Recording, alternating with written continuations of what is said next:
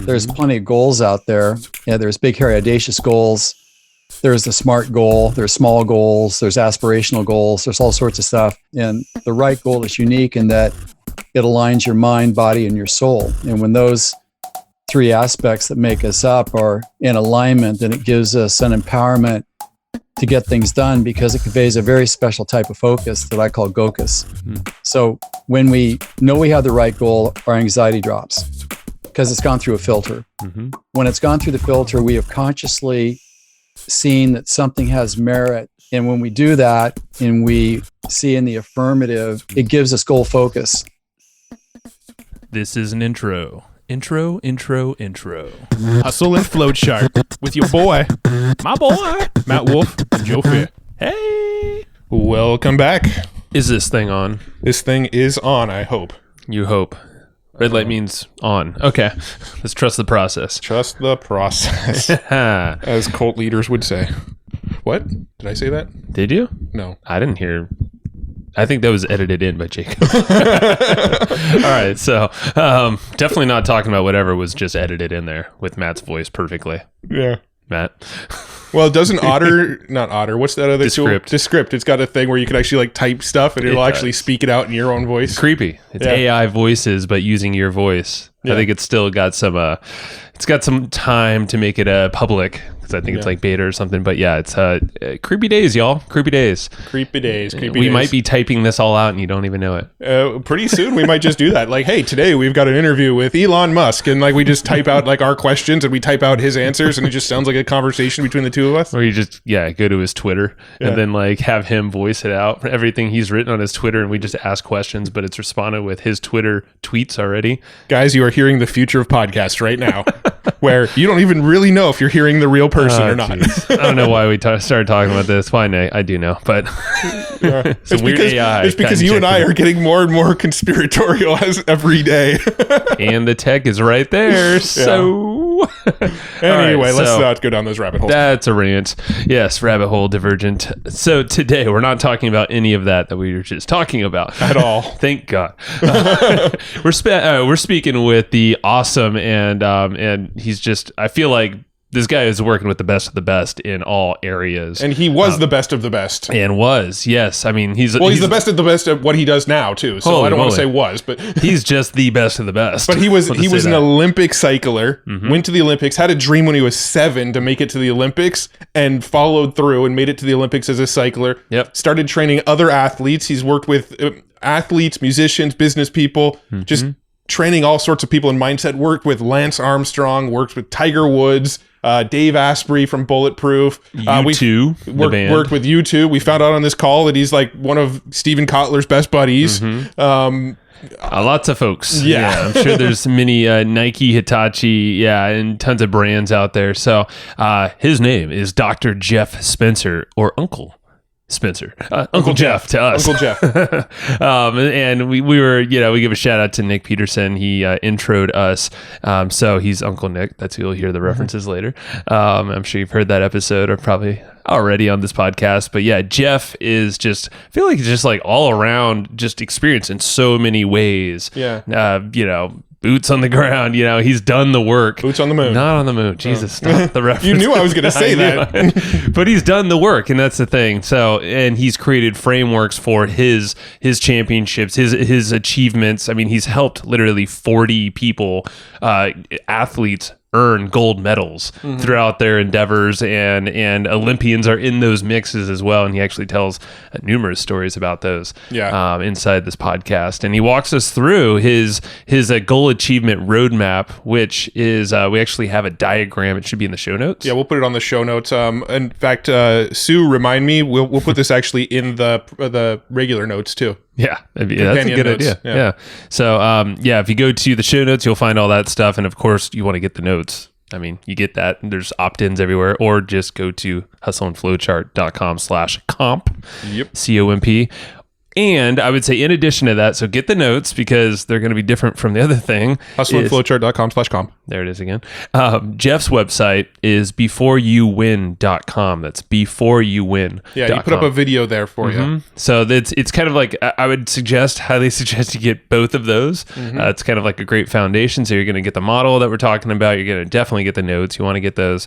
And then you're also going to get a video walkthrough that's very generous from Jeff, where he goes even deeper into this stuff over at beforeyouwin.com. Yeah. So in this episode, we're going to talk quite a bit about this goal achievement roadmap. He's going to break down every single step. And this is really the roadmap that, within all of his years doing this stuff with athletes, he's sort of discovered this pattern of like, this is the cycle you need to go through to become a champion. And he's going to break down that entire cycle for us on this episode. So it's cool. Strap in. Yeah, get ready. This is a good one. And get the notes. Yeah, and like seriously, like have the diagram. It's just going to help you more if you're driving all that stuff. Obviously, don't. But if you have the ability to put this stuff in front of you, because you'll let it sink in a lot more. Yeah. And it's like Jeff is literally sitting in front of you, walking you through this thing. So it's really cool. Cool. Well, let's do this. Let's go talk to him. All right, Jeff, how you doing, my man? We're live. Well, it looks like double trouble to me, so it looks like I'm at the right place. Yeah, you're welcome in the crew. Hop on in. We're looking for a champion. Well, I know this is like you guys' third call together, right? This is my second time meeting Jeff. How did you two originally get connected? Through Nick Peterson. Yeah, so he was almost immediately, he was like, okay, so it's a no-brainer. You guys need to know Dr. Jeff. That's exactly right, man. That's right. And when it comes through, Uncle Nick is got instant certification. Is that what we're supposed to call him? Do we need to call him Uncle Nick now? It's sort of a reversal there, but you get it. For this episode, we'll call him Uncle Nick. Okay. Well, let's talk about you though, Jeff. I mean, so thank you for the time that you have spent with us. Very big appreciation because I know. I gotcha. Yeah. Thank you. So let's chat about you because you have a fascinating story, but obviously from your story has spun off all these interesting other adventures you've been on. So, but with you, I mean, I don't even know where to start. I know Olympics were involved. There was definitely a bunch of work leading up to that. And then now you're working with some of the biggest athletes and, business minds out there. What were you when you, who were you before all of these times and what got you there? Well, when I was 7, I thought it'd be really cool to be an Olympian. And I was on the radar really early. Wow. And I didn't know the sport, but I just thought it would be really cool to march into the parade, into the stadium on opening day ceremonies. So that became a very first target of mine. And I was pretty tenacious. And I saw a guy walk into a bike shop that I was working at as a kid. I was actually the mascot, at the bike shop. And he had this T-shirt on that said USA Olympic Team on it. And I when I saw that, it's like, I want that T-shirt. And the only way you could get it the old-fashioned way, because there was no online at that time, I had to become an Olympian. So I said, well, what's this look like? Well, I said, well, it'll take me 10 years to get there at the very soonest. So let the journey begin. And that's how it all started. I think it's important to note that, how we show up and what we do does have impact. And I am always mindful of the fact that whether it's a podcast or just a trip back to pick up the paper, somebody's always watching, somebody's always listening. So to always take the high road every moment to call people to the biggest game possible. So I was really lucky with that. And then my dad made an early exit from the family at 13 last time I saw him. And I had a couple of angels come into my life that one was my cycling mentor, who's a 5-time national champion, 3-time Olympian. And, he's really interesting because he taught me how to win. He said the most important thing about this is to understand that being able to win and produce your best work is a learned skill. It's not an accident. It's not about trying harder. It's an applied skill. So let me show you how to do that. And we did that. And then when I was 18, 3 years away from my Olympic target, with no guarantee, I might add, 7 years into it with no guarantee I'd make it, I entered the University of Southern California, where I studied sports science and eventually got my master's degree from there. But that's when I met my second mentor, who was truly my life soul mentor. And he was a Victorian, born in the late 1890s, and he was a true Renaissance man. And he developed a whole new type of art glass sculpture that he chose me to be his apprentice. So it was a very unlikely pairing because I was 18, he was 76, Olympian, student, now being art master apprentice. It was a kind of an odd combo there. But what came out of that is that during our breaks and at lunch, he would play classical music. He would read the great philosophers to me. He would fill me up with the great thinkers of history. And he said, I just need to fill you up on this stuff because it's an extra dimension that you have the capacity to absorb. And I want to make sure if I have anything to say about it, that you open up this side of you because it will be a really important part of your evolution. And so at that time, I was assisting him in his glass masterpieces. I was a student at USC. I had aspirations to be an Olympian, which was really a full-time job in all three of those areas that I did simultaneously. And then when I was 21, I did become an Olympian. So that was nice. Check the box on the Got the first shirt? highest aspiration. Got the shirt. Yeah, I did. Actually, a story about this is that after the Olympics, it disappeared. It's like, where'd the shirt go? Somebody Tom Brady'd it. They did. They Tom Brady'd it. It's like, how is this possible? I would never let this out of my sight. Yeah. And so lo and behold, last year, I kind of reacquainted with my high school girlfriend. And she said, well, I'm coming up to your area. I've got a high school reunion. I said, well, why don't we get together? And somehow we got on the shirt thing. And I said, I don't know what happened to the shirt. She said, I think I got the shirt. It's like, what? Wow. This is 48 years later. Wow. And so, 3 seconds later, after she looked, she said, is this it? With a photo, I said, it's it. This is it. So we had this sort of miraculous boomerang back into existence, the t-shirt. Wow. So, and you got your hands on it? Got my hands on it. Got Good it, for you. in the sealed vault at this moment as we speak. So good for you. That's cool. That was kind of the long story of it, but a couple other sidelights to this. So when I got my master's degree, I had just completed my athletic career in formal competition. And at that time, then athletes came to me. They wanted to win gold medals and make a bunch of money as pros. And business people came to me and said, well, I have to be my own champion. You must know something about that. Can you help me become my own champion? And so I helped them both show up and do what had to get right to manifest their talents to get the spoils of their aspirations. And that order is really important because it wasn't about technical sides of the disciplines. That's what coaches are for. But you need somebody in your corner that is watching your back, seeing everything that's happening in real time, that's able to identify the problems you don't see that you can avoid and the opportunities that you don't know about that you need to seize to be able to create your best legacy. And so that's ultimately the role that I ended up playing both in the business and in the sports world. And then the athlete said, how do I not get injured? Because if I can extend my career, that could be tens of millions or hundreds of millions of dollars. Yeah. And that was the same thing that the business people lacked. How do I not die from a heart attack that I see all my counterparts doing? So I decided to go back to chiropractic college, which I did. And I was able to then have a licensure to help them stay well and avoid injuries. So with that kind of three-pronged, so you know how to perform at your best. Yeah, as an Olympian, it has to be in your DNA. You have to have lived the experience if you're going to take someone to the rarefied stratosphere of personal performance. It's not like you can just read books about it and be it. It's not possible. And so I had that going. I had the academic side of it because of everything that I did at USC with the sports, medicine stuff. And then with the chiropractic licensure, there was nothing that I hadn't seen. So people in sports business and entertainment recognize that I was like 10 people in one.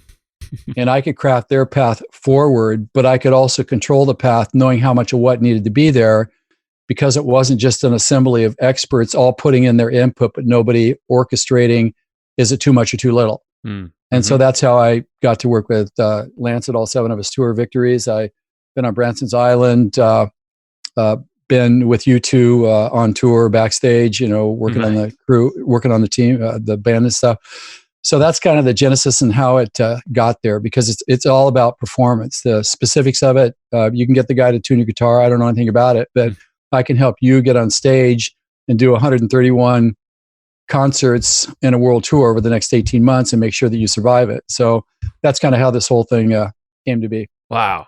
Yeah, that's a hell of a story because It's amazing. No, it's Okay. powerful because of the multidimensional of your experience, and it's the crossover, and that's what I've always thought with. And I think you're the only one that we've had on so far who've really worked a lot with high level athletes and business professionals, and there's so much crossover, and There is. that's what I've always wanted to kind of get the athletic side, the athlete's mindset, and how we can apply that here, because I think there's a lot to learn. And I know you have a whole blueprint, built on back of your knowledge. So your own Olympic story, like, did you have a lot of this, obviously you didn't know the roadmap then, or you're kind of the process, but naturally as a kid, like at 7, you said, were you already that driven and motivated to stay the course? I know there's ups and downs, and there's all these interesting paths you go down on the journey. I did. I have the self-start gene, and I'm curious, but I'm not reckless, and I'm not a thrill seeker for the sake of novelty. When I get called to something, I show up for duty and I get the job done, whatever that is. So it's a bit of a different way of doing it. Rather than choose a target, I let the target choose me.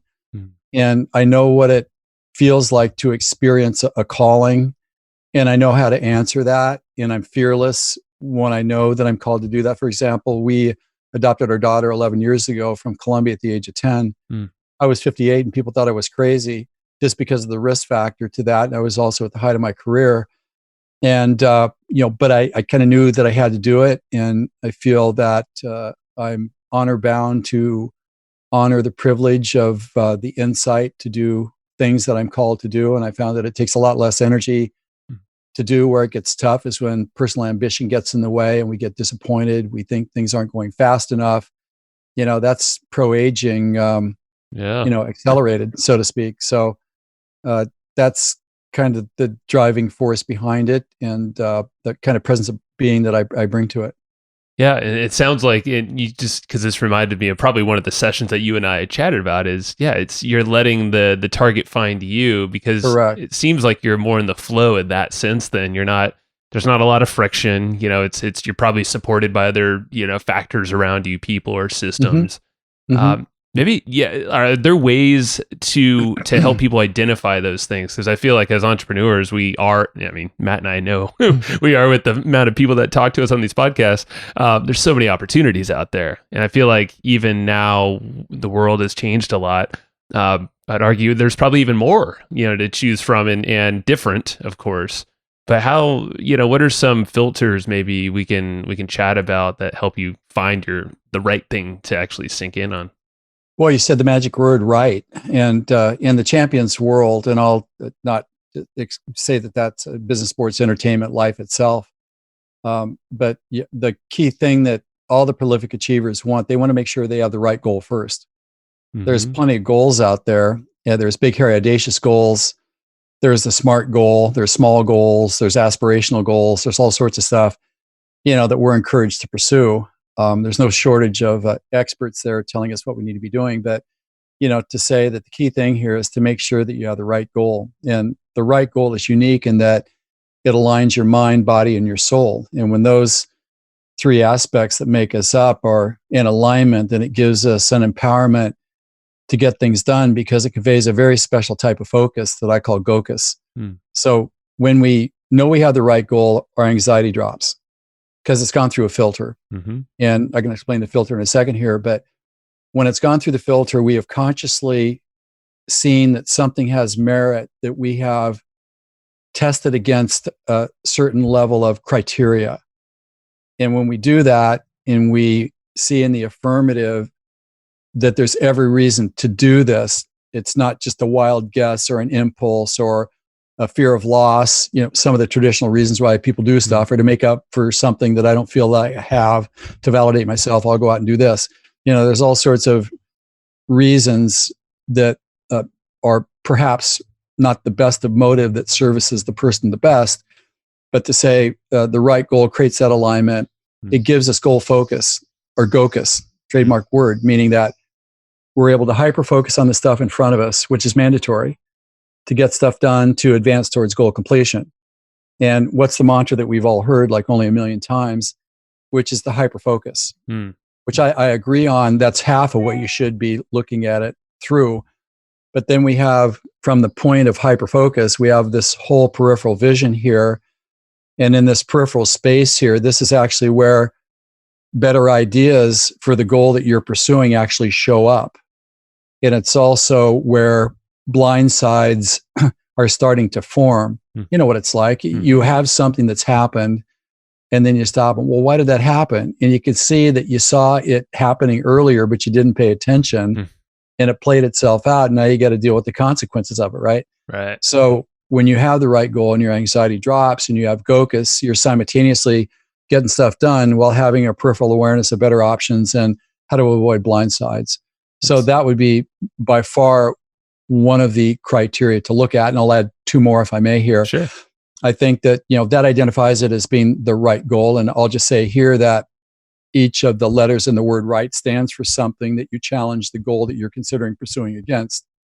So the R in right is relevant. How relevant is the goal for you? Like for me, why was it relevant to adopt our daughter? Well, to save a life. Does that have value or not? Yes or no? So automatically you can see that that's a criteria that kind of needs to be there to know that it's the right goal to spend my time, effort, and energy pursuing. The I in right stands for indicators. Like, what are the indicators that tell you that this is the right goal? Will you be making enough money? Will this do enough to promote your career? Will this satisfy an intellectual need that you have to perform at a certain intellect level? Will this fit a physical requirement? Is it too much? Is it too little? Is there enough humanity in this for you to pursue it? So you can see when we kind of look at our proposed goal through the indicators that it changes our relationship to the goal, where we're actually in the courtship phase of developing a love affair with the goal rather than it just being a vehicle to something that we want. It changes it completely. Right. Yeah. And then so the G stands for gravity. What's our emotional attachment to it? Can you name it? Can you describe it? And then the H in right is height. Is it the right altitude? Are the people involved in this at the same altitude that you're involved in that calls your soul into the game? Are the values that you're bringing to this goal in alignment with yourself? And then the T in right is for time. Is this the right time to pursue the goal? Yes or no? Do you have the time to do it? Yes or no? Is the time to completion acceptable to you? Yes or no? So you can see that when we go through this and take the time, it truly changes the relationship between you and goal. It makes you want to fight for it more because you understand it. You feel like you two are in the foxhole together fighting for something of value. Yeah. And that's the reason why, to me, that right goal filter is essential. It's back to like the peripheral vision and having the gocus, kind of that focus, but still we chatted with we chatted with Stephen Kotler recently from the. Oh, he's one of my all-time favorite people. He was a client for a while. I know Steve. He was He's such a great cool, such a cool guy to have on here. He is. And he mentioned the field of vision, and he said specifically like one of the most proven ways to immediately lower anxiety and get to that parasympathetic state, is to put your fingers out and try to see your fingers in your peripheral vision. What a great exercise. It is. It's great. And he's like, think of athletes and just being in the wild and, you have a lion or something running at you, but you sure as hell are going to figure out like, okay, how are you going to get out of here? But you're focused on the thing. So it's interesting you mentioned that. It's perfect tie-in. I think another side to this too is that what it does, it also calls out some of the mythology of goal achievement. Because, what's the mantra? Hyperfocus. Want it bad enough. Stay in the game. Yeah. Go. Yeah. It's like, I'm not sure about that, because, if you look at a hyperfocus, man, you notice a mountain lion once he's got his teeth around your neck, where if you had peripheral vision, you would have seen it. So I think that there's a lot of mythology in the goal achievement space that keeps us confused.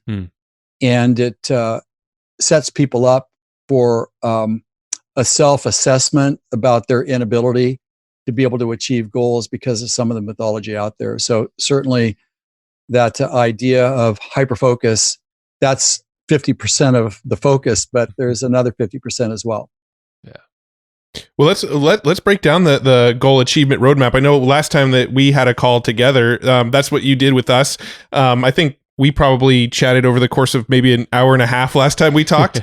But Probably not going to be possible fully here. But maybe we can try to do like the Cliff's Notes version of the goal achievement roadmap. Cool. Absolutely right. So, the observation was when I was contemplating what is the process by which I've helped people in all disciplines perform at the highest level possible. And I realized, well, the champion's golden rule is you do the homework and the test is easy. So there's two basic parts to this. And here's a graphic actually right there. The roadmap. We actually have it up on our second monitor over here. So we're looking at it with you. Cool. Yeah. Cool. So if we look at it, this kind of egg shape the first half is about preparation. So you prepare, and then the second half is about perform. First you prepare, then you perform.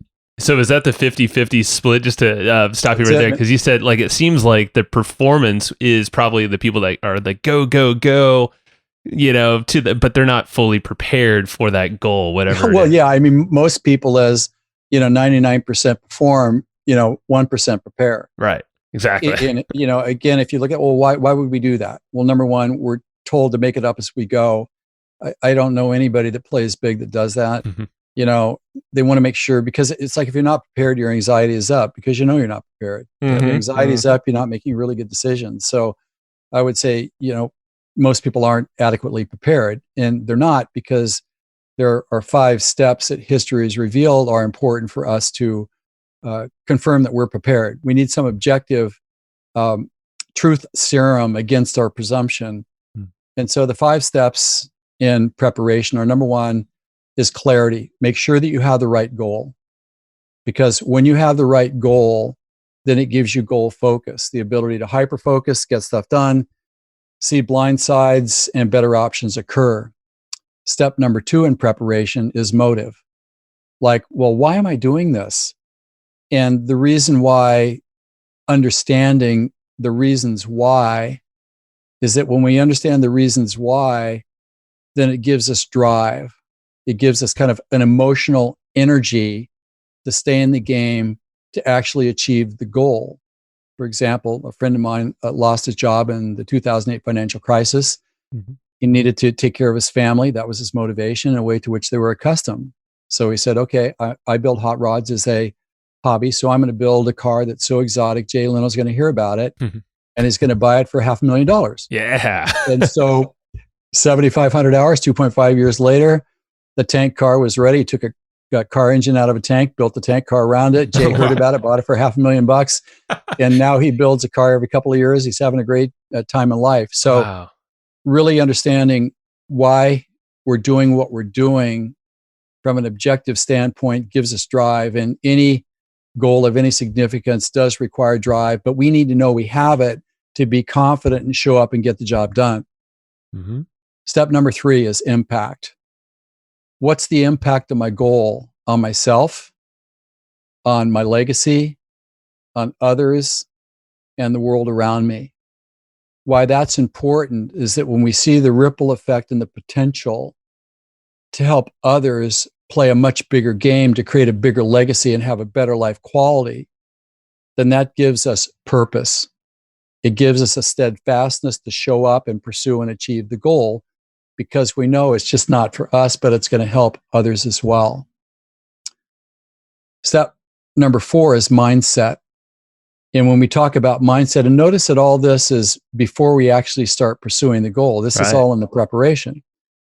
When we talk about mindset, we're not talking about willfully mowing down anything in the path. We're not talking about gratitude journals. We're not talking about affirmations, and we're not talking about positive thinking. In this instance, the mindset we're talking about is, do we understand that our human nature has 2 mentalities? Part of us reacts to life at high speed, almost faster than we can think, which is a survival response to a set of circumstances. We also have a side of us that I call the champion's mind. The other one's the human mindset, because it's fixed in biologic. We can't shut it off. And the champion's mind is a conscious side of us carefully selects historically proven actions that will advance us towards goal completion. And by following those, that allows us to create a life of excellence. And so our human mindset and our champion's mind have different messages to ourselves. So, for example, given an opportunity, your human mindset may say, what do you stand to lose here? So you get very defensive. You start to crawl in the cave. You get cold. You don't want to share. You can't create greatness from that. The champion's mind would say, given an opportunity, what do I stand to gain? It's optimistic. There's plenty of room to share with everybody. Let me support you to get to your bigger. I'm warm. I'm prosperous. I've got oxygen in the lungs. I really want to do this. And why having the champion's mind is important is because many times it's contrarian to contemporary thought. So we have to take action despite our kind of apprehensions. And we call that courage. Having the champion's mind gives you the courage to do what has to go right when it has to go right. Then we have step number 5 in preparation, which is resources. Do we have the time and the energy? Do we have the skills and knowledge? Do we have team? Do we have materials and other resources?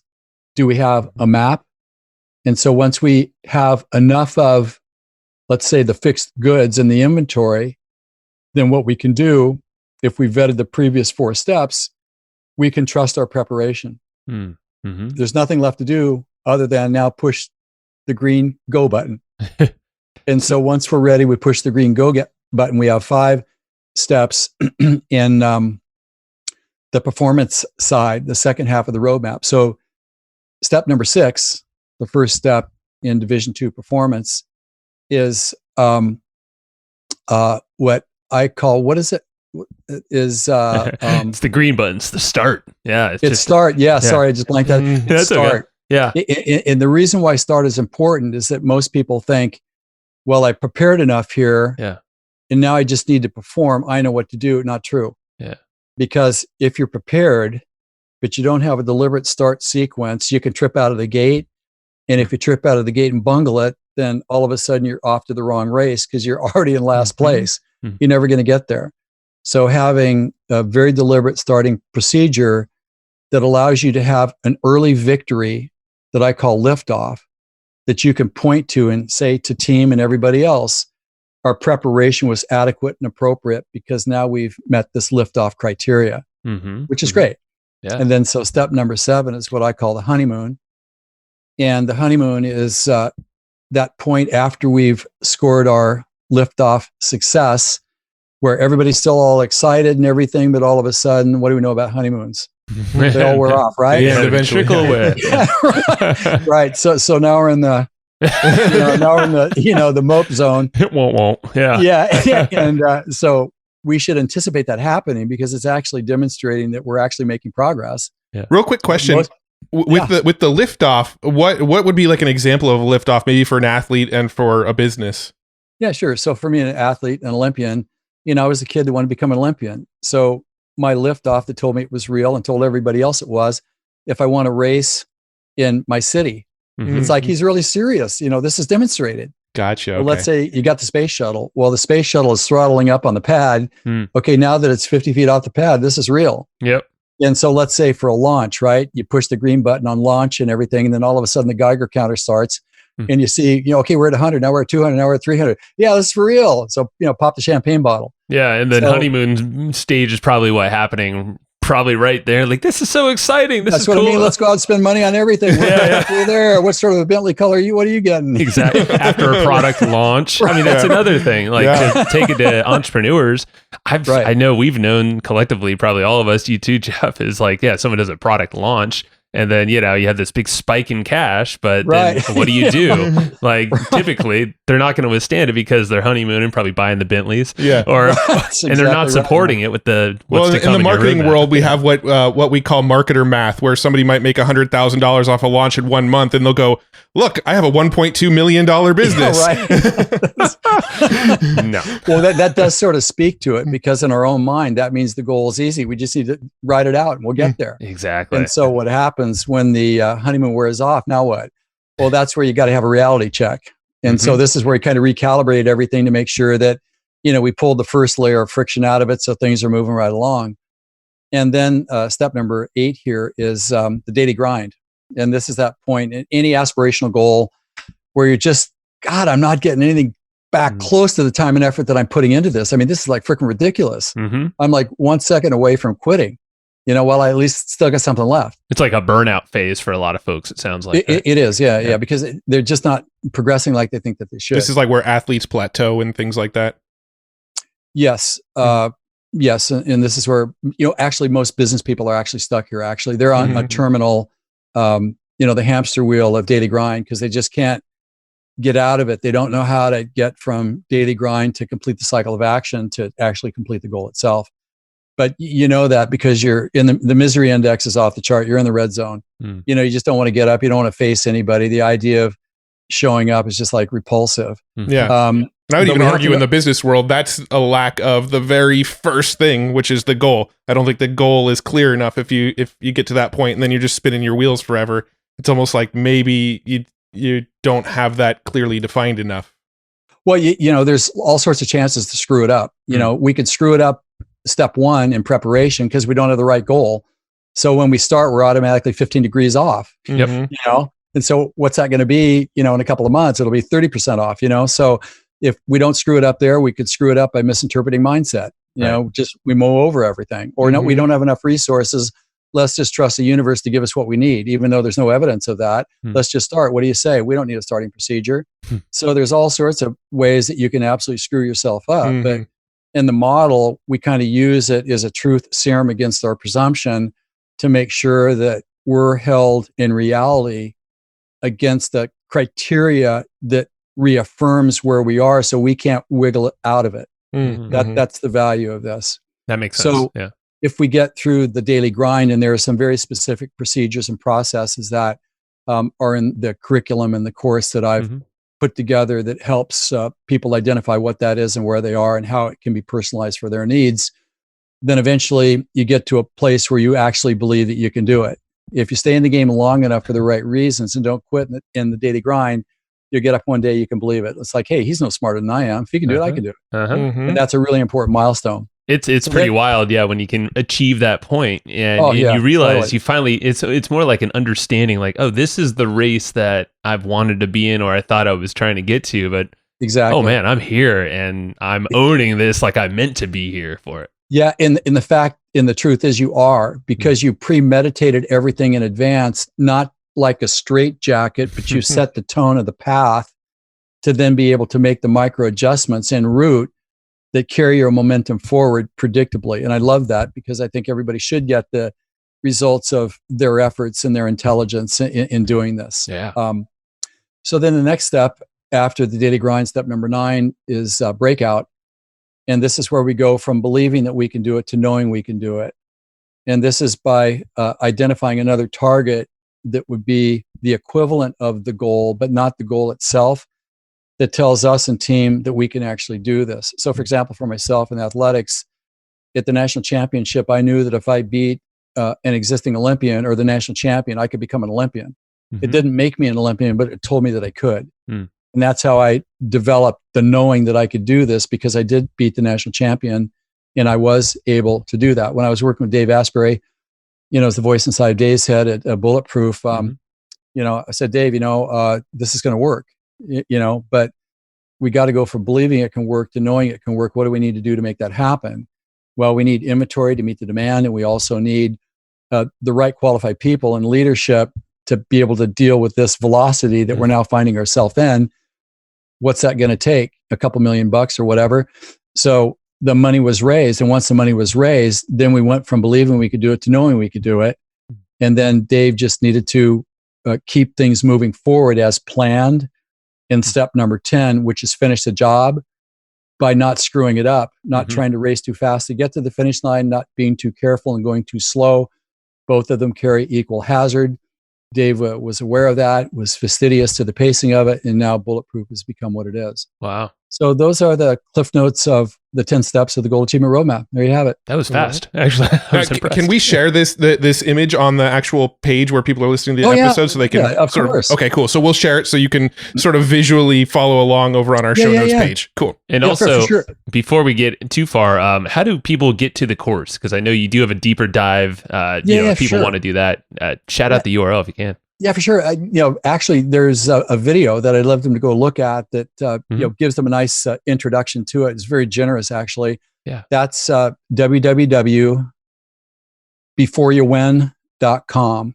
We win. Okay. Just pop that in there. That'll take you to a place to get a PDF, which is called How Not to Blow It Just Before You Win. That's something everybody should look at and study carefully. And the reason why I'm providing that is they have something to look at while they're waiting for the information to be sent to them to be able to go to the link to be able to gain access to the video and the course itself. Yep.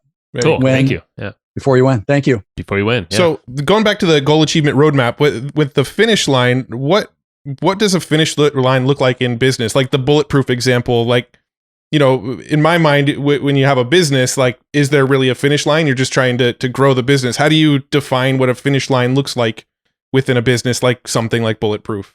Well, you have to decide that yourself. I mean, that's something that people would decide, like, let's say $100 million. Okay. Maybe it's 10 million. Maybe it's just to bake a cake, get the cake out of the oven with the icing on it to present it, at the birthday party. You decide what that is that completes a cycle of action. So the roadmap is actually macro and micro, because the plans within or the goals within the goals to get to the overall goal, you can use this for that as well. So it's a way of kind of making sure that you're keeping track of everything like simultaneously. So again, that's the advantage of this, because then what you're doing, you're creating a common vernacular that people can use to discuss the goal achievement process. And goal achievement is not goal setting. Somehow people think, well, if I set the right goal, they don't even ask that. If I set the goal of my vision, then somehow it's going to magically manifest itself. And so, we have to remain steadfast in the off ramps that are epidemic and always a risk in the goal pursuit process. We got to have something that keeps us honest. Yeah. And it's too easy to just say you're going to go do something, but this is an achievement roadmap. So the whole thing is, do you actually want to achieve this thing? Well, and it's circular too. So it's like, once you hit that finish line, you set a new goal and that's correct. You start over. So like maybe with a business, you might be shooting for $1 million to begin with. You hit that goal. Okay. The process starts over. The new goal's 10 million. That's great. That's great, because circumstances have changed and we have to make sure that our path forward is consistent with the reality of the current context. Yeah, for sure. But the biggest thing is, where people get derailed is that they think they can keep everything in their head, or they can steer things through spreadsheet. The spreadsheet is the outcome of the adherence to the right path. The path helps create the spreadsheet. It's not the other way around. Another thing too is that it's always a good idea to have a map before you go into the jungle. There's like danger there, Don't look for the map once you're in the jungle and you're lost, right? It's true. I mean, and it's very easy to get into that jungle, nowadays with technology and all that. You can go down a whole Well, I mean, kind of on the same vein, I was going to say, I think another big problem is that goal that you're shooting for a lot of times is a moving target. If you don't kind of set it. It should be. Yeah. It should be. It should be. I have a process called stair stepping, where actually one of the things that the prolific achievers do is that, they have an overarching goal, but the true next target is the point of visibility that's on the horizon that current context tells them that's the next target that they can actually pursue, because they have enough information to know that that's it. You may not know what to do after that. And so you decide that once you get there. And if a better option shows up, the champions, they never rigidly stick to what they said they were going to do if a better option shows up. So how would They you? always How do you? Yeah, no, this is a really good point. So you're not always going to complete the circle, I guess. If a better option comes up that shows. well, you could adjust it in process actually, because Okay. if you look at step number 9, it's breakout. Breakout. Uh-huh. That's a target that you're naming then. Okay. And you could actually name it earlier too if it shows up. So that's kind of already built into this. So it's like a journey, basically. You're always on this path. So you're just really defining where are you right now in this specific journey. Single most important question. I have a process. I have a process that I do with individuals. It's called the a Champions Roadmap. It's a 2-call process, 2 very in-depth conversations that are about kind of one thing, identifying exactly where are you. And that's the question that everybody needs to ask first. Where am I? What's behind that I should have done that I haven't, that could hurt me later, but it hasn't hurt me yet? What's in front of me that I should know about so I don't step off the cliff? How do I avoid the preventable problem? And what do I do to capitalize on the best opportunities? And what's the smoothest path forward? So I actually have a 2-call process that's dedicated to that, to show for the individual exactly what that looks like for them as an individual or for them in their business. Yeah. Most important part ever. Most people are lost. Right. They have no idea where they are. No idea. And it's what awareness is always the first key, So you first be aware. Where the heck are you? What kind of game are you playing right now? Yeah. And what's the prescription when you're lost? Right. Try harder. It's like, what? Try harder to get lost? It Okay. I will. I'll just sleep less. Yeah. I just want it worse, Yeah. Well, I'm kind of curious about some stories here. I love the examples because the framework. Once people see it, and you can get it, and we'll make it all available on the show notes. Cool. Thanks for doing that. For sure. Thank you. I mean, I want to hear some stories, maybe from yourself, but also the folks. I know you told us one of the I think it was a long jumper, right? And for the English team in the Olympics. And he experienced, this is what best in the world.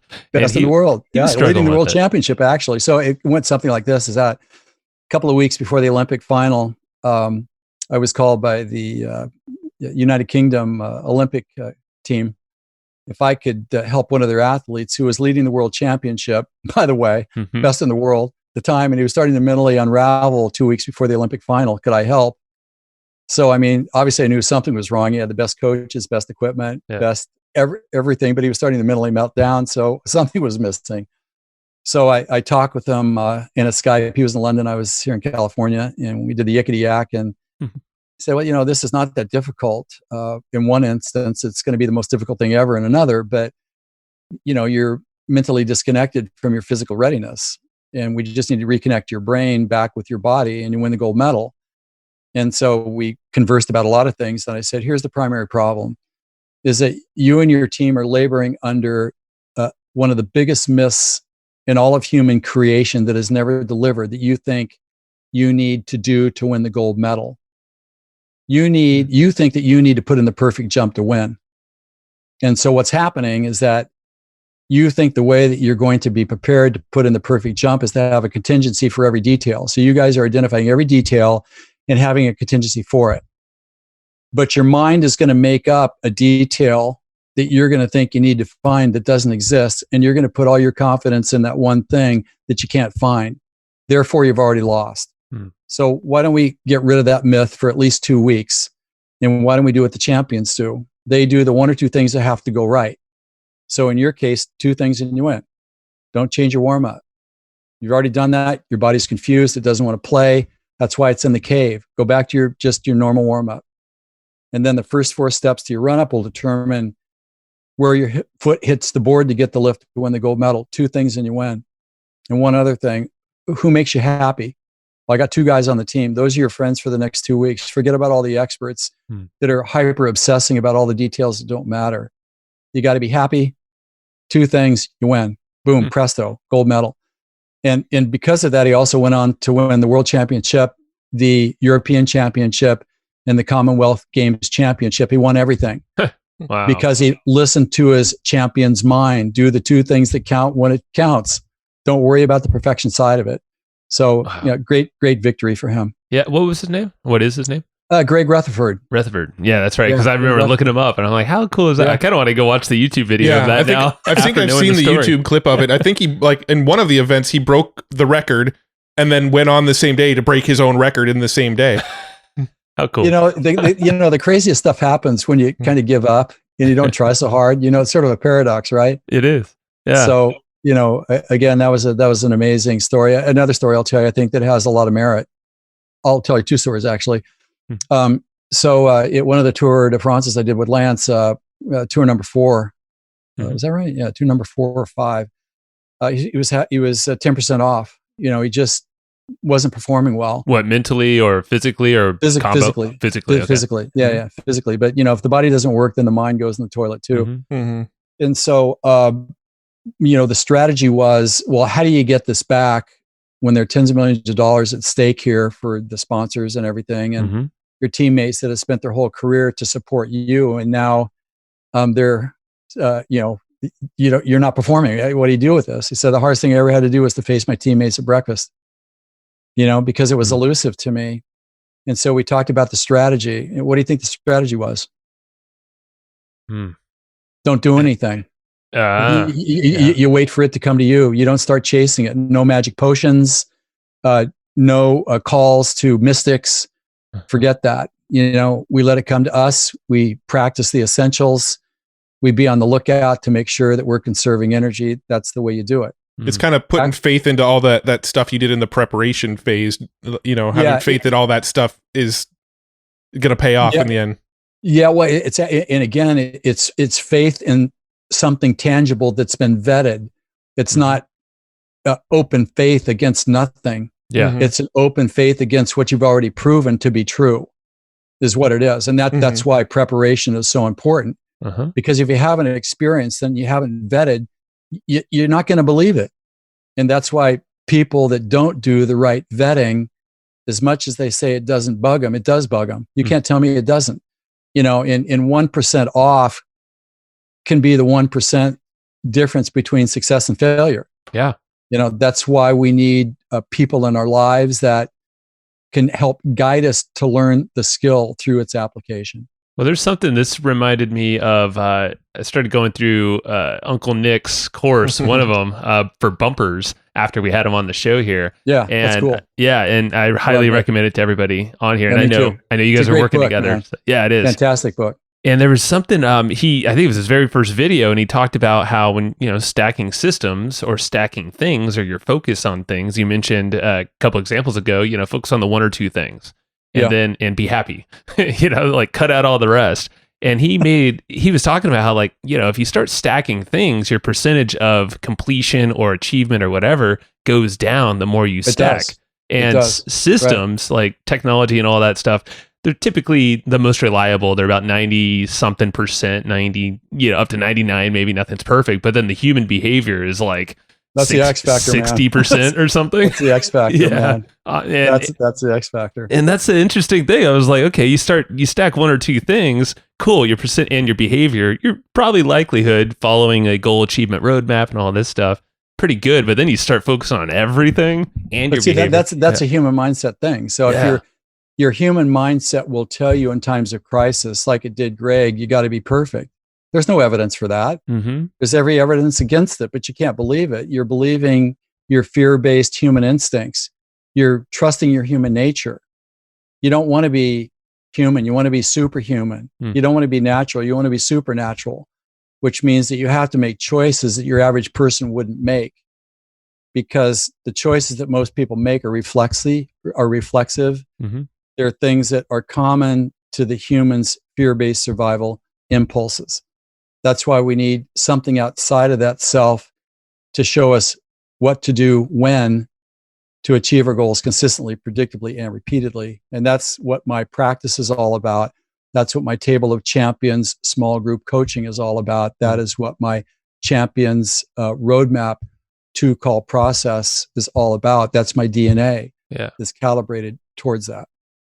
Seems like this is why also Nike probably has their slogan as "Just do it." It's like just trust, like As long as it's the wrong thing, the right thing that's the right been thing, vetted. of course. Yeah, If I'm it's just the first thinking- impulse, I'm not sure. We've all said that thing that sounded so right when I was going to say it. Yeah. And once I said it, whoops. Didn't vet that one. I take that back. I really didn't mean it. Really. Yeah. But it's an interesting thing. Like the mindset, I think, is a lot of that preparation that people just stumble over. I mean, and I know you focus a tremendous amount. You have a whole breakdown of comparison of the human and the champion mindsets. And yeah, it's things like what you just said, focus on less, trust yourself, basically get out of your own way, and it is like, if I want it bad enough, it's going to happen. I mean, that does sound right, doesn't it? Uh-huh.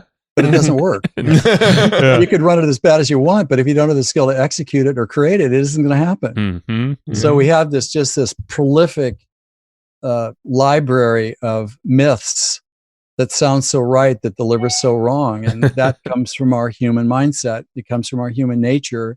Yeah. It feels right. Well, because it feels right doesn't mean it is. So we need some reference point to refer to with some assurance that we can, with certainty, do certain things to get to where we want to go. So that's my whole existence, is to help people with that. Yeah. That's so cool. No, this is more just sort of feeding my own curiosity. There's probably not going to be a lot of takeaways, but I'm kind of curious. How did you get connected with people like Tiger Woods and Lance Armstrong? Like, how did people like that come into your life? It's all kind of incestuous in that the top knows the top. Mm-hmm. The musicians know the athletes know the business people, etc. And they're a very exclusive group that is very cautious. They don't, if you think a good coach is expensive, try an amateur. Mm-hmm. And it's like, because of the public nature of their personas and things, and because of their needs are extraordinary, people think that they've got life made. Well, most of them have like 10 lawyers that are fighting lawsuits where people are suing them just to try to get money. Yeah. Mm-hmm. I mean, it's terrible. I mean, the complexity of it is like 1,000-fold that most people have to deal with.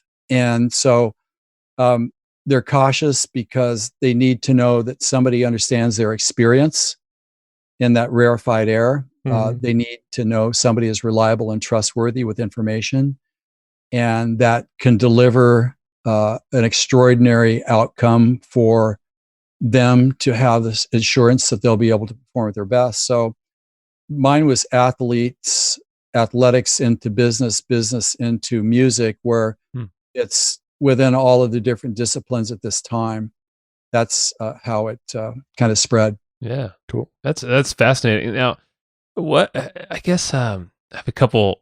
Where's like if someone were to, I'm just trying to think of like when someone's getting started, where's the biggest hang up when really, with the whole goal achievement roadmap. Sure. Yeah. When someone's jumping in here and they're feeling motivated, where do you see the drop off normally happen? Is it like right in the get go, or? Well, the drop off is that human nature wants the shortcut as quickly as possible. And to the extent at which you shortcut, you expose yourself to unnecessary risk and, premature stall, for sure. That's like a given. And my deal is that it's best to learn, like my cycling coach told me, I'm going to teach you how to win. And if you become an Olympian, that's great. But our target is going to be, you need to understand the process of winning and how you exactly do that. And then it can scale. But you have to learn it appropriately at a small scale so you understand the process that allows you to then progressively go bigger. And it's exactly the same thing. To me, goal achievement is life's primal skill, because you can have the biggest dreams possible, but if you can't execute to manifest, then they stay stuck in our head. They're of not much value to humanity because nothing's manifest. And they're not much value to us because they're stuck inside of our head. And without a mechanism to extract them and predictably produce them, with an act of love and care and attention and respect, then it becomes impossible to build into your talent. Yeah. One of the myths is will and talent are enough. No, they're not. They never have been. My dad was a genius, and he died homeless on the streets of New York City. He had plenty of will, had plenty of talent, but he didn't have a model that showed him what to do to keep him in the game. So he misinterpreted the experience and concluded certain things that weren't real that, took him out of the game. So we have to learn the skill first, and then we build to higher and higher levels of aspiration. That would be the one thing that I would say. Yeah. And I would also say, people think, well, if I do that, then I'm going to get left behind. No, you're not. Because the people right now that aren't doing that, they're going to trip. And they may talk themselves into early retirement because their belief in their ability to perform, because of the consistent inability to get past a certain point, talks them into the belief that it's just them when it's not. It's that they don't have a model to follow that showed them how to do it, to how to get through the anticipated sticky points that every goal of any significance always has. That's my most important thing to say. It's getting me thinking because everybody wants the quick route, and I feel like it's only getting faster and faster. From your experience, I mean, you've been working with athletes for a very long time, and you were one, even before then.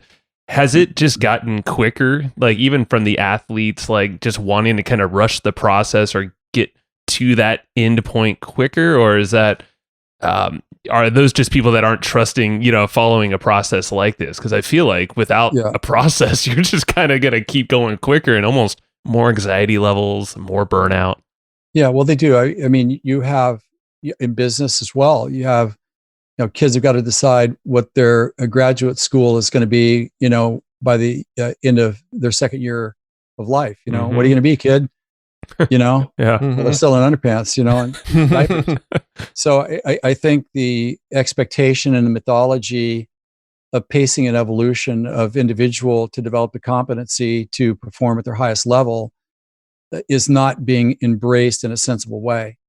Right. Because if the person doesn't have natural motivation and they don't have the ability to know what to do, then the outcome can't be achieved, which then sets everybody up for disappointment. That actually, it's almost like a positive centrifuge that the worse it gets, the faster it gets worse. And just, again, the pressure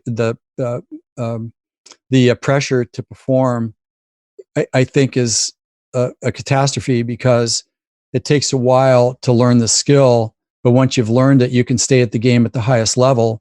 I'm not going to say indefinitely, but you can stay in the game as long as possible to produce your best work. But if an athlete's injured too early because they're pushed too hard by the parents or the coach too early, and they think that they're actually getting an advantage by doing that, that's mythology. You're setting them up to fail mentally. They can only be pushed so far, so hard early to maintain a natural motivation. So I think the whole idea of pacing of this, and what are we solving for here? Are we solving for an individual to produce the highest volume of their best work, to have the greatest longevity, to produce the most memorable legacy and quality of life possible? Well, if that's what we're solving for, I can help you with that. If your goal is to get to the finish line fastest, well, I may not want to do that, because I know that there may not be a second or a third act, and you may blow yourself up or burn yourself out prematurely. And that's something I'm not interested in personally. I love hearing that, because I know I like personally, because I am the quick start. I want to go, but at the same time, my mission is to, at least my personal endeavor right now, is slow everything down. I want to slow myself down, and ideally it's going to slow time down. So I feel like things just don't get away from me personally, but I could just see the impact of going so fast and trying to rush things and not fully thinking out the preparation process. Like that's just, it's hard to do, because you hear people talking about their gross incomes, and somehow we think that that's what they're putting in the bank. I mean, you get around the competition, then it's very common for people to say, well, everybody else's life is great, mine's not. I just got to work harder, or I should be farther along than I am. These are all kind of things that we expect the human mindset to tell us that need to be reviewed and held in the context of the champion's mind, to see that it's a great story that we're telling ourselves. But if we look at the track record of it, it's like beyond dismal. So again, I feel like these levels of conversations. I mean, you could sell anything to anybody. Just promise them a shortcut. Yeah. Yeah, whatever. I'll pay you 10,000 for a shortcut. You know, and then if it doesn't work, well, it's something I didn't do. You know, it was my fault. You know, because everybody thinks that, you know, the things that happen in my life that are wrong, everything's my fault. You know, which is complete mythology, total mythology. So I think we have the reading of this game to a large extent is really off, and it doesn't serve the individual well if their intention is to create and have the best quality of life possible and leave room for change and growth and ultimately mature without blowing themselves up mentally or physically or relationship wise at the halfway point before they go into the locker room and forfeit a couple of decades of time and effort and a nasty divorce or a catastrophic illness that could have been avoided. I mean, I see this stuff like all the time. Yeah. And it doesn't have to happen. Wake up call for a lot of folks, hopefully, you know, and just awareness again of what's possible. And you're hearing it from Mr. Jeff here, Dr. Jeff, that's seen it from the best from both sides of things. So it's been a joy. Gotta tell you. Thank you, Matt. Anything else to wrap it up here? You know, I we covered a lot of ground, and I'm a little worried. I feel like I could probably open up rabbit holes that would keep us going another hour. So maybe a round two in the future. Do it. You know, you got something burning. Yeah, no, we'll have to do a round two. The only other thing that I kind of wanted to get to, and I don't know how much of a discussion it is talking a little bit about like the daily schedule of the champions. I know that was one of the things that you mentioned is something interesting to chat about as well is how they organize their daily schedules. But I'm going to put that back to you. Do you think that's a discussion for a different day, or do you think, you know, what do you think there? That's a discussion for another day. I mean, we could talk about, you know, what do you do between 6 and 8 a.m. for a week. So I think, again, to pay all due respects to that, that's probably better for a second conversation. You know, sounds good. That. Let's do that then. Yeah, there's a lot to chew bite from this one here. So, so beforeyouwin.com is definitely, everyone should go there, and we'll link it up in the show notes. What's a book or something that you find yourself referencing often or recommending to your clients and folks that you really admire? As far as a book? A book or something that you just come off, you know, like you tend to go back to all the time because it's so dang good, or recommend it. You know, I feel like I'm a broken record. I don't know if you remember what records were, but there were things that turned around. You scratch them, right? You go, wiki, wiki. Yeah, you remember those things? What is that thing? That's what DJs use. My daughter said, "What is that?" She's a little younger than us. Yeah, just a couple things that I'd like to say that I think are probably better said and remembered than anything. To me, this goes back to my daughter, who we adopted. She came from the worst environment you could imagine. She was in Colombia. She was 10 at the time, and she was exposed to human cruelty that I could not, to even think about it, gives me the chills. And the thing that I would say is that had people shown up differently for her, she wouldn't have this burden that she didn't ask for to deal with. To what extent it can be transcended is still a question mark.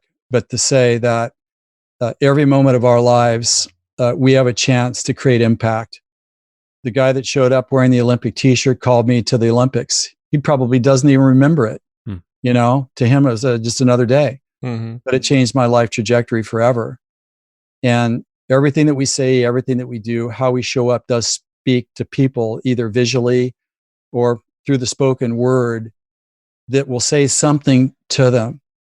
And I, with all my heart and conviction, know that for me personally, that I'm honor bound to produce my best work, to honor the privilege of a pass through this dimension on this planet. And that's part of how I honor it.